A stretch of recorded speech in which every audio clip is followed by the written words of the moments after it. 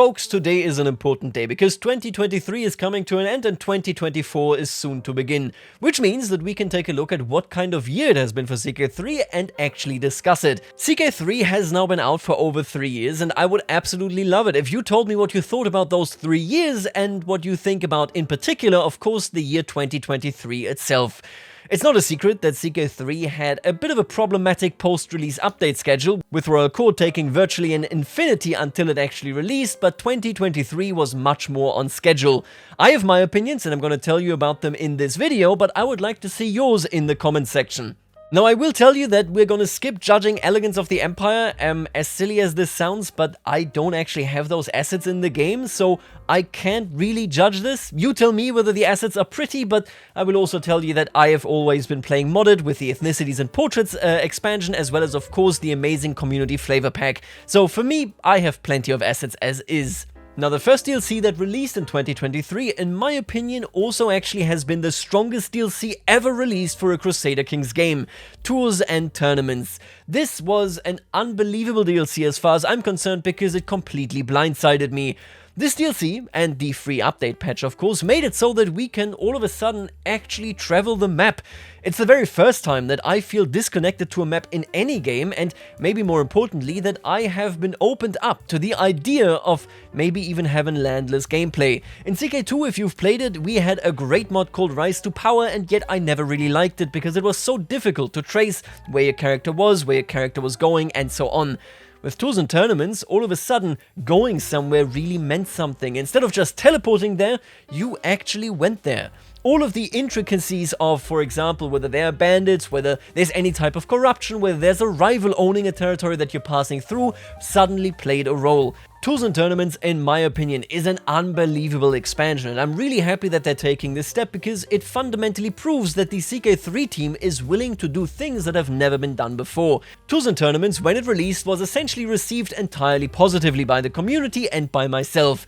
I think in my review I gave it a 9 out of 10 and I stand by that. The only issue really upsetting me about that patch as a whole was the balancing, and then that I didn't like a couple of aspects when it comes to regencies. But as it stands, Tours and Tournaments as a DLC and as a free update was incredibly strong. Now, the comparison to Royal Court is obvious. We have to make it. I personally am somebody that actually likes Royal Court, but I can't deny that Tours and Tournaments is just unbelievably strong in comparison. I actually also do think that when it released, Royal Court was really fun to me, but now looking back at it, when we look at, for example, grand activities or even normal activities, your Royal Court, for example, holding court just doesn't compare. And what that means is that Royal Court now looks much worse than it did at the time, but most importantly, that it won't be looking any better going forward. I have been hoping for quite some time that future DLCs, be it Tours and Tournaments, Wars and Wardens, Legacy of Persia, or anything else, would also add courtrooms, but they never actually do. The Community Flavor Pack has added a whole bunch of really beautiful courtrooms, and that is nice, but Royal Court kind of being left out in the cold by the developers here is disappointing. That is definitely an aspect that I will be keeping an eye on in 2024 as well. Obviously, when features are free, it is easier to make follow-up content for them as well. We've seen it for Regencies as well. Regencies were a free update with Tours and Tournaments and then actually got an upgrade feature in Legacy of Persia again. And makes it so that I can only hope that in the future this will get addressed. As a whole, I will say that Tours and Tournaments for me personally was the best content that we have ever received. But I do think that there is a distinction here that I want to make, and that is Tours and Tournaments as a roleplay manufactory, which, yep, that is exactly what it is, versus being a systemic upgrade. Obviously, and they have acknowledged this much themselves, the devs have mostly been working on stuff that really impacts your roleplay, that impacts your character play, and are now looking towards more systemic elements in 2024. Now, we don't exactly know what is coming in 2024, but it is again supposed to be more systemic. I'm looking forward to that, but I will say that they definitely have a lot to compete with when it comes to the quality of Tours and Tournaments. They have also actually fixed most of my balance issues when it comes to Tours and Tournaments patch itself. The actual activities were completely overpowered, and then they also significantly nerfed the stacking of development modifiers, making it so that we're looking at a pretty decently balanced game, which can be rare in grand strategy, but most importantly is now a steady thing going forward. The second DLC released in 2023 for CK3 is Wards and Wardens, the second event pack for CK3 ever. And I think I speak for the vast majority of CK3 players when I say I kind of don't really care. Now don't get me wrong here, Wards and Wardens is not actually a bad DLC. It's something that adds, of course, the hostages, that adds everything related to how your kids feel, to actually seeing them as humans rather than just as inheritance machines. But in general, I can't say that this moves me too much. Wards and Wardens is pretty small, the price is pretty small, and with that, yeah, that seems about right. The one thing that makes me, I think, a bit more negative towards Wards and Wardens than the average player is the fact that, for a similar price, Victoria 3 released Dawn of Wonder. And oh my god, the visuals, the aesthetics, and everything added in that DLC blows me away to this day. After that DLC released for Victoria 3, I haven't really stopped using it. I see it every day, I play of course with the night map, I admire the beautiful cities, the amazing streetlights and so on. And when I compare these two DLCs, yeah, I mean, Wards and Wardens can try as it might, but it just cannot compete to how often I see and enjoy the content of Dawn of Wonder. I am going to be honest with you, I don't think Wards and Wardens is overpriced or anything like that. I think there's very little that can be said about it in a negative sense. But if the next DLC would not be an event pack and instead an art pack that makes the map prettier, where I can every day see the actual result of that DLC, I think I would prefer that. I think that might be a bit of an odd opinion, in particular because Dawn of Wonder for Victoria 3 wasn't well received to begin with. But hey, be that as it may, I personally absolutely loved it, and I definitely felt like I got more bang for my buck than with Wards and Wardens. Again, not that Wards and Wardens is bad, it's just not really anything to write home about. Now this is actually something that I'm not sure the event packs can escape, because the event packs just fundamentally are relatively small content. It's really neat because, well, would we ever see content for the family and such in CK3 if not for these event packs? Probably not, but does it move me nearly as much as just a beautiful and absolutely gorgeous pack? I don't think it ever will. So far, we had tours and tournaments, which was unbelievably strong, then we had Wards and Wardens, which was kind of, yeah, okay, it's alright, and then we have Legacy of Persia. Now, Legacy of Persia is the one DLC where I think I will be the most critical when it comes to CK3's 2023. Maybe even more critical than the general population. I think Legacy of Persia is not a bad update, and I don't think it's a bad DLC. But it really does feel in many ways like there are a couple of missed opportunities. Let's start with the free update. I think at least all of the stuff that I'm going to mention now is in the free update. I really like the changes made to the clan government, related to the house stability, related to, of course, everything going on of your interactions with the Caliph, whether you want to support them or go against them, related, of course, also to, well, everything around the topic of restoring Persia, of having Zoroastrianism, and so on.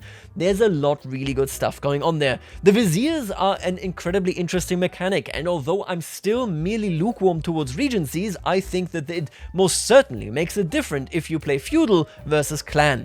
This is all pretty neat. I will say though at the same time that when it comes to the DLC, well, the struggle is a bit of a missed opportunity in my mind. The struggle is virtually entirely set in 867. Technically speaking, I'm pretty sure it can't even make it to 1066 because it is of course on a timer, which makes it a unique form of struggle that is different from Fate of Iberia that is meant to run for the entire game. But it makes it so that if I start in 1066, the situation in Persia and so on, nothing's really happening there. There's nothing different, there's nothing unique because the struggle is just not there.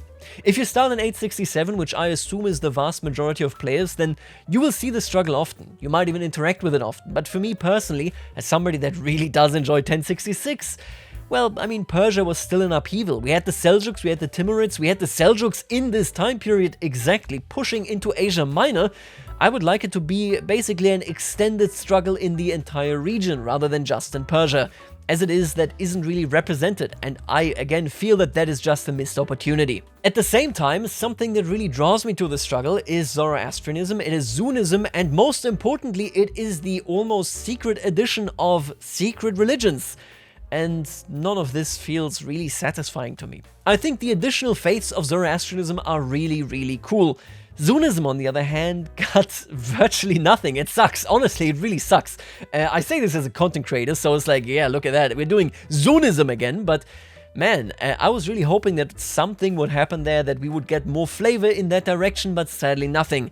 The worst part though for me personally is everything related to secret religions. If you check out one of the Zunist brothers, so one of the Zunbil family brothers, you will notice that they have a secret religion.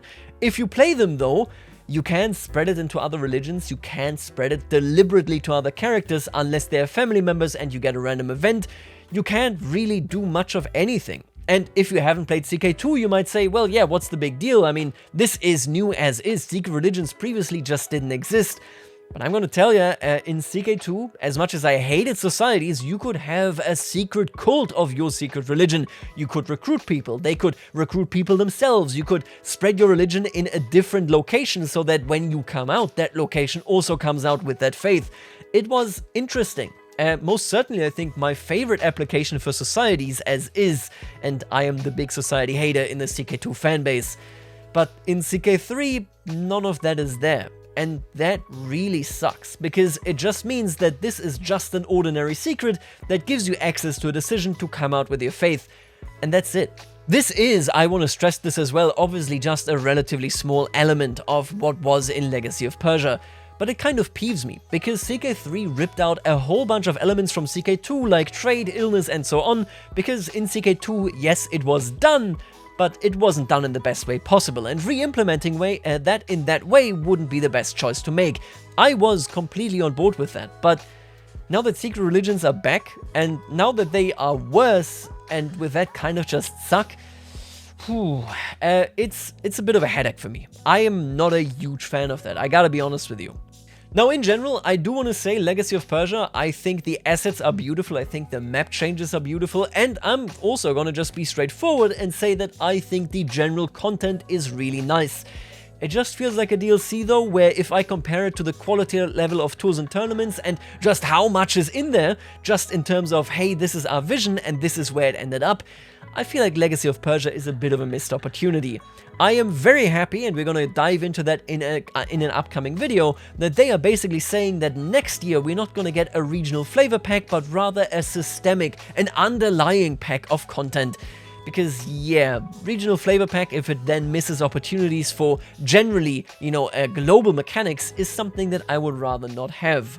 When Legacy of Persia came out, I didn't do a review just because I was doing other stuff at the time, namely Victoria 3, but I'm gonna tell you, I think it's a 7, maybe a 7.5 out of 10 as a whole, so if we take the DLC and the patch together. In general, I just think that there are too many missed opportunities, and I think that the DLC in particular released with elements just related to the DLC that were very unbalanced. Now that I talk about this, I think I actually sound a lot more negative about Legacy of Persia than I actually am. In general, it's a fine DLC, but when you come from tours and tournaments, yeah, it's just okay. Now, the big thing that I want to address as we take a look at this is that 2023, whether you love or hate or are somewhere in between in relation to the content, delivered all the content it wanted to deliver.